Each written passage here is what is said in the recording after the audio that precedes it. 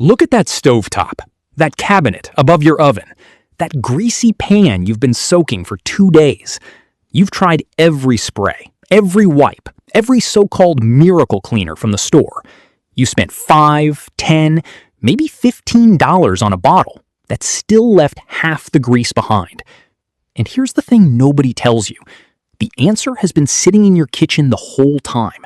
It costs about $1. And cleaning companies worth hundreds of billions of dollars are betting that you never figure this out. I'm not exaggerating. The global household cleaning products market is worth over $250 billion. That's not a typo. $250 billion. And a massive chunk of that money comes from one thing: selling you expensive solutions to a problem that a simple, natural powder already solves better. Today, that stops. The powder is baking soda, sodium bicarbonate, the same thing you bake with, the same thing your grandmother used. And before you click away thinking you already know this, stay with me, because most people are using it completely wrong, and that's exactly why it works so poorly for them. Here's the science, and this part is important. Grease is acidic by nature. Fats and oils sit on the acidic side of the pH scale. Baking soda sits at a pH of 8.3, making it alkaline. When an alkaline meets an acid, it breaks it down, chemically, not just physically. The University of Wisconsin confirmed this directly. Baking soda causes grease and dirt to dissolve easily in water because of its alkaline nature. It's not scrubbing the grease off, it's actually breaking the molecular bonds that make grease stick. That is fundamentally different from what most store-bought sprays do, which is just push the grease around with surfactants, while you do all the real work. Now, here's the exact method, and the ratio matters. For stovetop grease, cabinet buildup, or oven walls, you don't use baking soda dry, and you don't just mix it with plain water. Make a thick paste, 3 parts baking soda to 1 part warm water. Apply it directly to the greasy surface. Don't scrub immediately. Wait 60 seconds. That 60 seconds is where the chemistry happens. The alkaline environment is breaking down the fat molecules, pulling them away from the surface. After 60 seconds, take a damp cloth and wipe.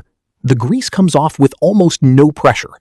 For stubborn, baked-on grease that's been there for weeks, wait 3 minutes instead of 1. Still no harsh scrubbing needed. For a greasy pan or pot, sprinkle baking soda directly onto the surface while it's still slightly warm. Not hot, just warm. Add a small splash of water to activate it. Let it sit for 2 minutes. The combination of the alkaline reaction and the mild abrasive texture of baking soda crystals lifts the grease without scratching your cookware.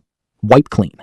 For greasy cabinet doors, the ones above your stove that collect that invisible film of cooking oil over months, mix baking soda with just enough water to make a spreadable paste. Apply with an old toothbrush into any grooves or edges. Wait 90 seconds. Wipe with a damp cloth. This removes grease buildup that commercial kitchen sprays leave behind, even after multiple applications. Now let me tell you what cleaning companies don't want you to connect.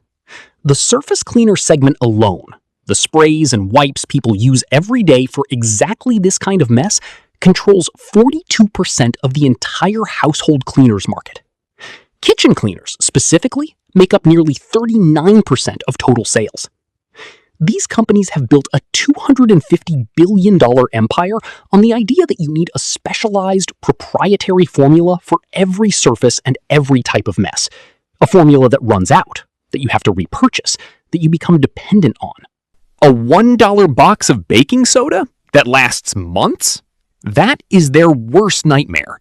And here's what makes it worse for them. Baking soda doesn't just clean grease. While you're at it, it neutralizes odors at the molecular level. It's safe on virtually every kitchen surface, including stainless steel, tile, sealed wood, and ceramic. And it leaves no chemical residue that you then have to rinse 5 times to keep away from your food. The same companies selling you separate degreaser, separate odor spray, and separate surface polish are selling you 3 products for a job 1 ingredient already handles. One honest limitation. For grease on fabric or clothing, baking soda works best as the first step to absorb the oil, followed by a small amount of dish soap before washing. On its own for fabric grease, it handles light stains well, but very heavy oil saturation may need both. That's the honest answer. But for every hard surface in your kitchen, stovetop, oven, cabinets, countertops, pots, pans, this method works. It's been verified by independent sources, including the University of Wisconsin, used by professional cleaning operations for industrial degreasing, and it predates every cleaning company that's tried to make you forget it exists. Share this with someone who's been spending money on store cleaners. Drop a comment telling me what surface you're going to try this on first. And follow this page, because every week I'm bringing you one more thing the industry profits from you not knowing.